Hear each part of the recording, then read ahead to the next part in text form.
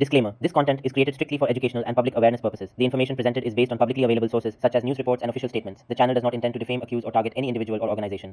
साल 2016 में क्यूबा की राजधानी हवाना में एक अजीब घटना शुरू हुई। एक अमेरिकी एसआईए अधिकारी को अचानक चक्कर आने लगे, सिरदर्द हुआ और मतली महसूस हुई। कुछ ही दिनों में 2 और अधिकारियों ने भी ऐसी ही परेशानी बताई। धीरे धीरे यह समस्या बढ़ती चली गई। साल 2018 तक 26 अमेरिकी और 14 कनाडाई राजनयिक बीमार हो चुके थे। किसी को सुनाई देना कम हो गया, किसी की नाक से खून आने लगा, कुछ लोगों को याददाश्त की दिक्कत हुई। सभी बीमार लोगों ने एक ही बात कही। उन्होंने बीमार होने से पहले एक अजीब आवाज सुनी थी। यह आवाज बहुत तेज और चुभने वाली थी। कुछ लोगों ने कहा कि ऐसा लगा जैसे आवाज सीधे उनके कमरे में भेजी जा रही हो। किसी को वह आवाज कंचों के घूमने जैसी लगी। इस बीमारी की वजह किसी को समझ नहीं आई, लेकिन इसका असर साफ दिखा।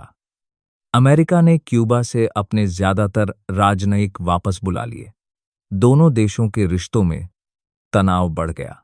डॉक्टरों ने मरीजों की जांच की। उन्हें दिमाग को झटका लगने जैसे लक्षण मिले, लेकिन असली चोट के कोई साफ निशान नहीं थे। यह बात डॉक्टरों को भी हैरान कर रही थी। कुछ लोगों ने शक किया कि क्यूबा सरकार इसके पीछे हो सकती है, लेकिन क्यूबा ने साफ मना कर दिया। कई अमेरिकी जांचकर्ता भी मानते थे कि क्यूबा जिम्मेदार नहीं था।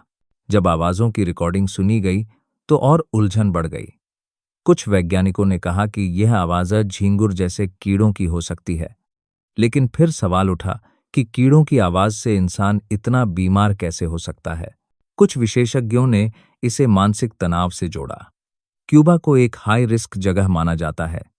राजनयिकों को हमेशा निगरानी और खतरे की चेतावनी दी जाती है। ऐसे माहौल में तनाव बहुत बढ़ जाता है, लेकिन मामला यही नहीं रुका। साल 2018 में चीन में तैनात अमेरिकी अधिकारियों में भी वही लक्षण दिखे। इसके बाद वहां से भी लोगों को वापस बुलाया गया।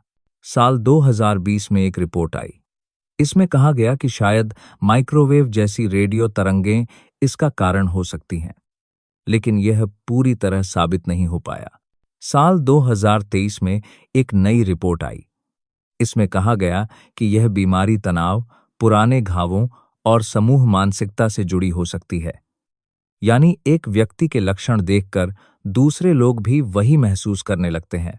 साल 2024 में बड़े मेडिकल टेस्ट हुए, लेकिन दिमाग की जांच में कोई ठोस सबूत नहीं मिला। बीमारी की साफ वजह अब भी सामने नहीं आई। आज भी हवाना सिंड्रोम एक रहस्य बना हुआ है।